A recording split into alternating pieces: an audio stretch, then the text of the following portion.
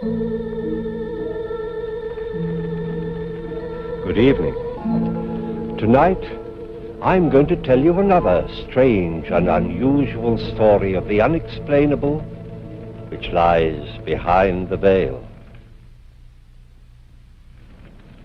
Down through the ages, man has continually struggled to pierce the veil behind which lies the unbelievable.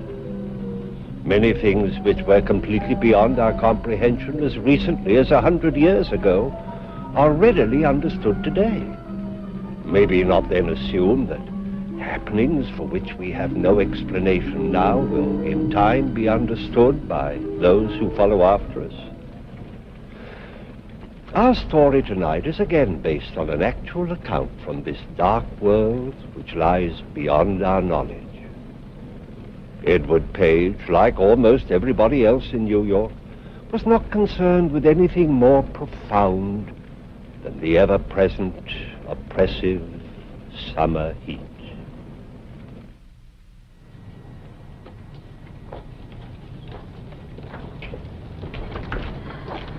Good evening, Mrs. Foley. Good evening. Good evening, Mr. Page.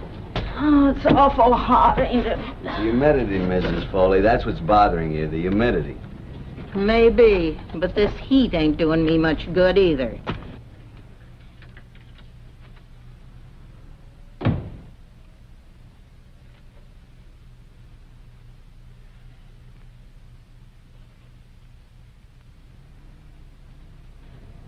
Probably gone to put on soup for his supper again. Always hot soup. Oh, in weather like this, too.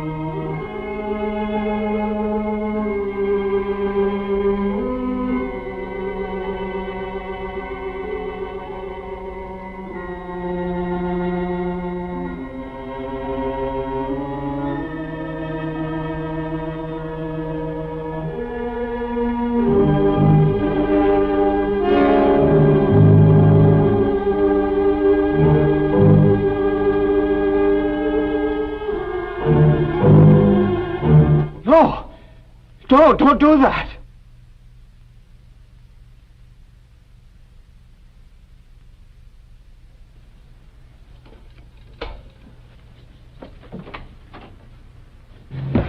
It's murder. I saw a man kill a woman. Where? Apartment across the way, third floor back on the corner. I gotta get the police. Murder? Police?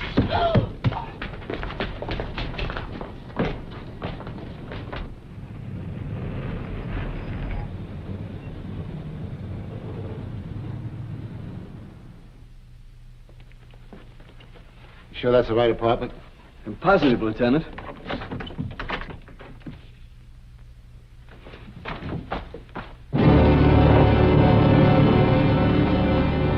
It's empty.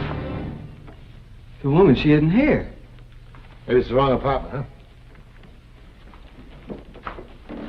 No, it's the right one. There's my room right opposite this window. Look around you, Page. There's no body, no sign of a crime. I don't care. It happened. I know I saw it, but I don't know what happened to the furniture. Please, Sergeant, I know I saw it.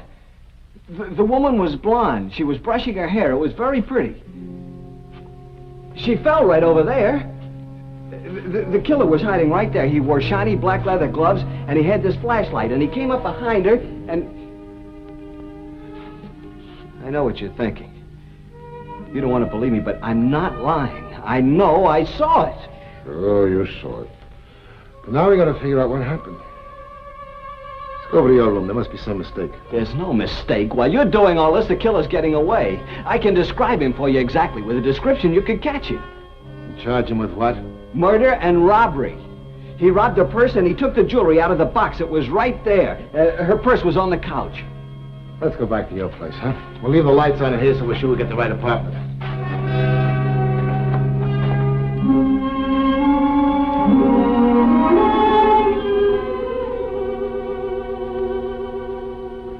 That's the one. See where you left the light on? That's where I saw the woman. She had on a pale blue dressing gown. Please, Lieutenant Davis, say you believe me. Say that I really saw what I saw. Mr. Page, it's been a hot day. Now, you were tired, what, with just coming home from work and all? You heard what the janitor at the apartment house said. No blonde. And nobody in that apartment for the past month, it's correct. I saw it. You didn't eat your dinner. Lots of times I get lightheaded when I'm real hungry. Now, why don't you be a good fellow and sit down and finish your dinner and you'll forget all about it. You'll feel better. We better get back. What about a report? Do we make one up? Yeah, I suppose we'll have to. Just say that, it's been a hot day, blame it on the heat. It's not the heat. I saw it. If you won't believe me, I'll find someone who will. Calm down, Mr. Page. What's going on here? What are you doing to Mr. Page? Tell him, Mrs. Foley. Tell him that I saw the murder, that I really saw it. But I didn't see it. Let me go. I got to tell someone about the murder. Find someone who'll believe me. You better come along with us, Mr. Page. We'll talk it over.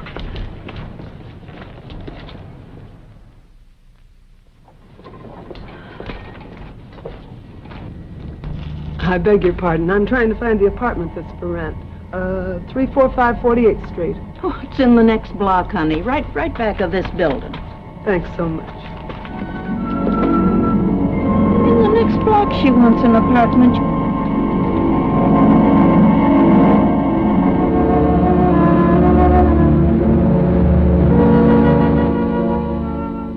Now tell me the whole story, right from the beginning, everything that you can remember. I'll record it. All right, sir. I came... Not so close to the microphone. Just as though you were talking to me. Yes, sir. Well, I came home with my groceries. Soup. I always have soup. I like soup. And Mrs. Foley that's my landlady. She was sitting on the front steps. She looked awful. She always does. Well, she complained of the heat. And then I ran out of the room to get the police. That's all? Yes, sir. Thank you. Mr. Page, you have an amazing eye for detail and the most retentive memory. Doctor, when it's murder, you see, you remember. You keep on using the word murder. Now, how do you know the woman was dead? She was hit on the head, that's true, but she might only have been unconscious. She must have been dead. He hit her hard. It was a flashlight. Doctor, when can I get out of here? I'll send you home as soon as possible. What sort of work do you do? Well, I'm just a shipping clerk. But they count on me. I keep track of things. Mr. Wonder, he's my boss, says I have a fine memory, like you said. You can go back to your room now, Mr. Page. And you won't need any more sedation.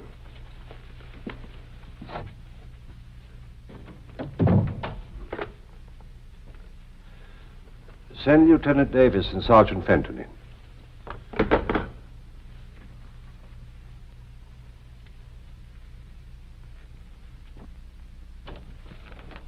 Morning, Doctor. Morning. Lieutenant, Sergeant. Page come out of it yet? I'm afraid Page isn't going to come out of it, as you call it. Well, that's too bad. He's a nice little guy. Nothing for him to come out of. He's as sane as you and I. Wait a minute, Doc. Suppose you speak for yourself. There's no form of dementia that I've ever seen or studied. I'm convinced that Page saw something real. I've been around a long time, Doc. Some guys sit around looking in other people's windows. Well, they see quite a bit. But most of it isn't murder. Page didn't seem like that kind of man. He was worried and scared by what he saw. I don't think he's that kind of man either. Page is an oddball. He doesn't add up. Everything says he's honest. And he tells us a story we can't believe. We'll keep him here a little longer. I'll run some tests on him. I've never seen a case like this before. That's your worry, Doctor. Ours is over. We go on the facts, and there aren't any in this case.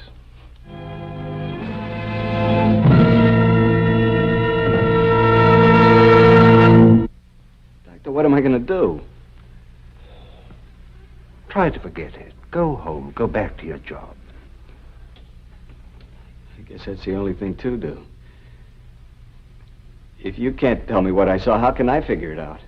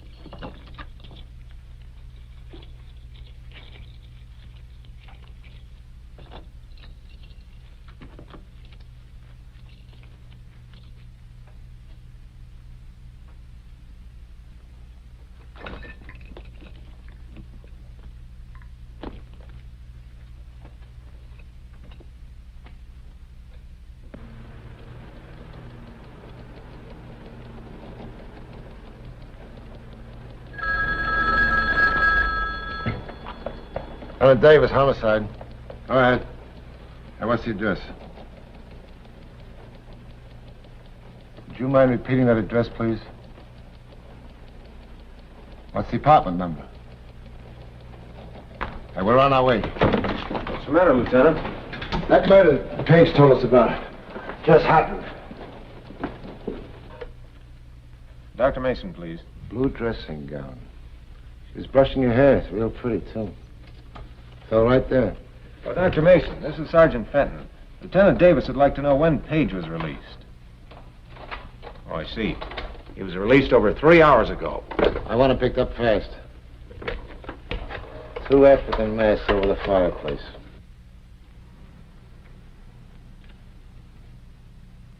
Sergeant Fenton, Hang up.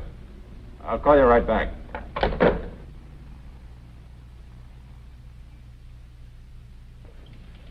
He just came in and turned on the light. Go over there and get him. Tell him nothing but bring him back here.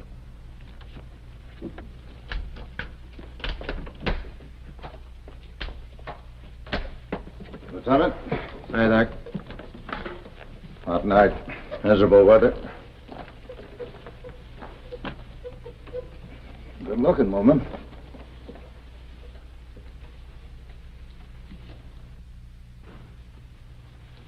Usual blunt instrument. How about a flashlight? Ever hear of a murderer describing his crime to the police before he commits it? Sure thing. Makes a killer a big man. Dare you to catch me kind of thing. I wish this were that simple. The only trouble is he described the furniture in here ahead of time. There was no way he could have seen it. You sound like you need some salt tablets. This heat's murder. Yeah, there's nothing I can do. I'll send the boys up.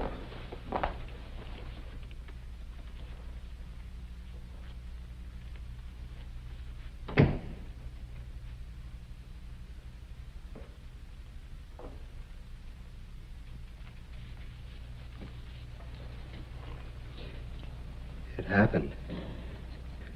Just like I told you. That's right, Page. Just like you told us. Everything's the way I saw it. You left the hospital 3 hours ago. Did you come right straight here? I walked for quite a while. I just got home. I don't mean that. I meant here, this apartment. Why would I come here? Nobody believed you when you told us the story about the murder. It's upset you, made you mad. You decided you're going to show us. You came home, you saw the apartment was rented, so you came over here and you killed her. No, I didn't come over here. Page, why don't you make things easy for everybody? We both know you can't see a killing, and then suddenly 3 days later it happens.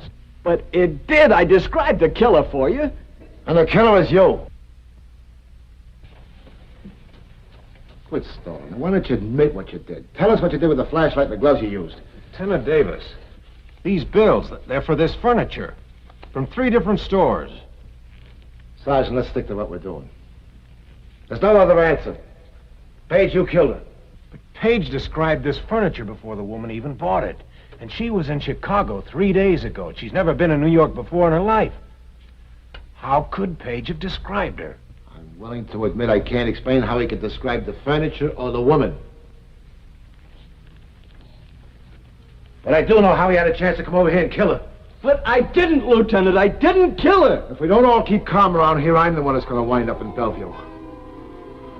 Let's face it, Page. You could have prevented all this. If you guarded the apartment, you might have saved her life. Nevertheless, you're still my #1 suspect. I saw the killer. That means you can find him. I gave you a description. I know I have. But it's not enough. Let's get out of here.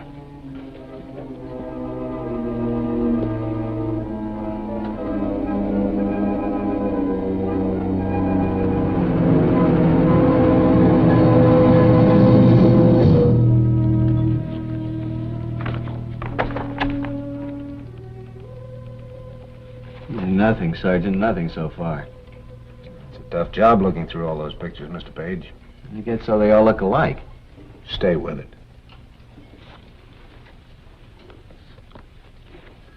It's a pretty good description you got out of him, Doc. Better than I could do. Very few witnesses have the power of observation that Mr. Page has. I'll say that for him. He saw plenty. It's still not enough. How about the way the crime was committed, the nature of it? Oh, that's pretty standard. Look for an open door, rap on the head, take the valuables. A dime a dozen. It's the smart ones we nail. The ones that figure out their own clever way to commit a crime. Well, if that's all the help you can give us, I guess it'll have to do. Let's see how they're doing in there.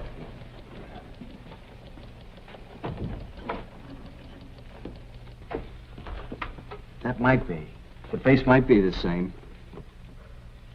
I don't know. The nose isn't the same. Up there at the bridge, the killer's nose was flatter. That's Ben Burton.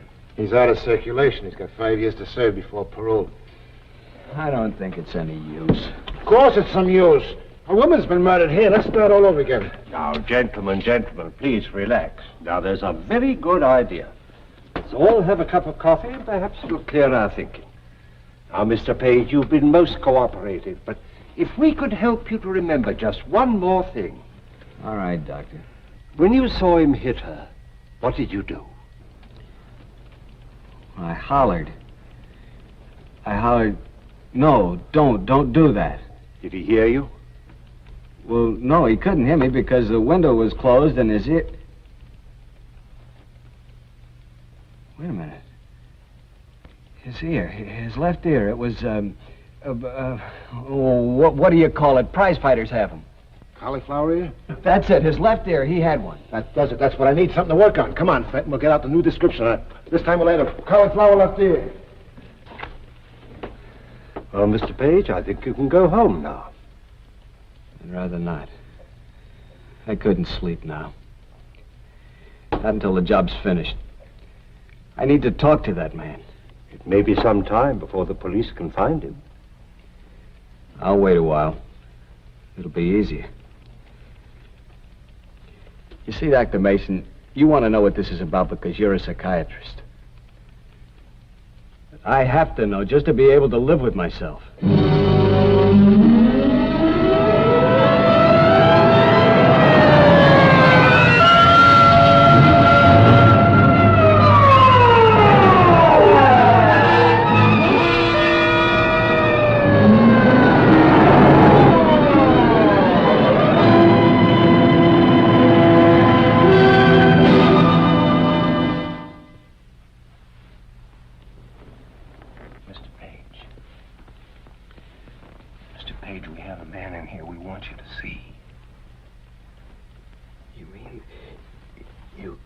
Actually found a man who...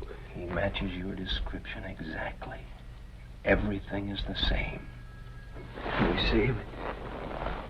As soon as Lieutenant Davis sends for us, he wants to question him first. We're holding you as a surprise to force him into confessing. You see, actually, we have nothing on him except your testimony. We have to prove that he killed that woman. Yes, of course. When we go in, don't say anything about it. About seeing it before it happened? Don't worry. Like I said, cop, I don't know what you're talking about. Either book me or turn me loose. You won't hang it on me with a witness. You need more than that, and you know it. You'll need the stuff that was stolen and maybe even the weapon the guy used. Yeah, you're right. I need all that. And you're going to tell me where it is. Okay, so stop talking and show me. Bring on your witness. Let's see what you've got.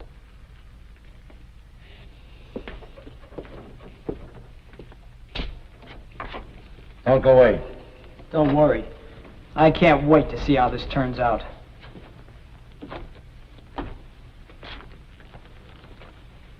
That's him. That's the man. That's him. That's the man. Sit down, Kerwin. See?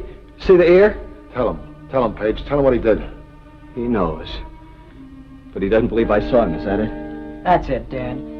I think you're a liar, looking for a big charge or something. You wore shiny black leather gloves, dark gray pants, and a dark blue shirt. No hat. You hid behind the chair when the woman came into the room. She was blonde and very pretty. She wore a blue dressing gown, light blue. You had a flashlight in your hand. You hit her and she fell. The hairbrush fell, too. You turned and took the jewelry out of the jewelry box, stuffed it in your pocket, went over to the couch, emptied her purse, and you left. It's a frame-up. Nobody see me do anything. You're trying to scare me. This guy's a fake. You brought him in just to work on me. The arm. When he put his left arm around her neck, she bit him. That's why he rubbed his arm. Maybe the bite mark's still there. Roll up the sleeve, Ed.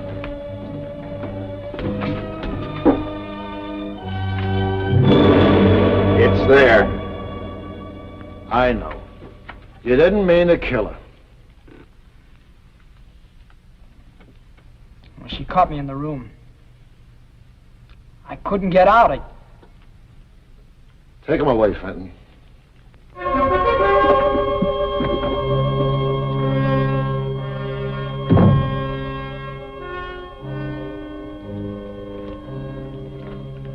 Try to forget it, huh, Page? Go back to work and stop thinking about it. Are you going to stop thinking about it, Lieutenant? No, I guess not.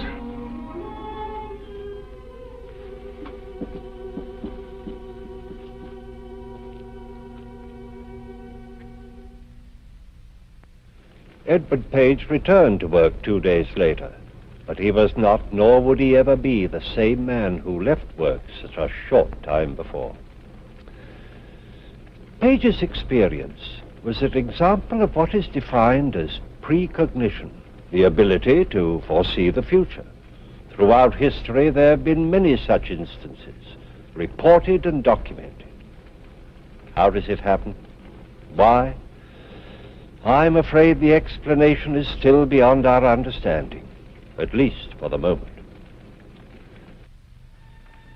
please join me again for another journey into that real but unexplainable world which lies behind the veil.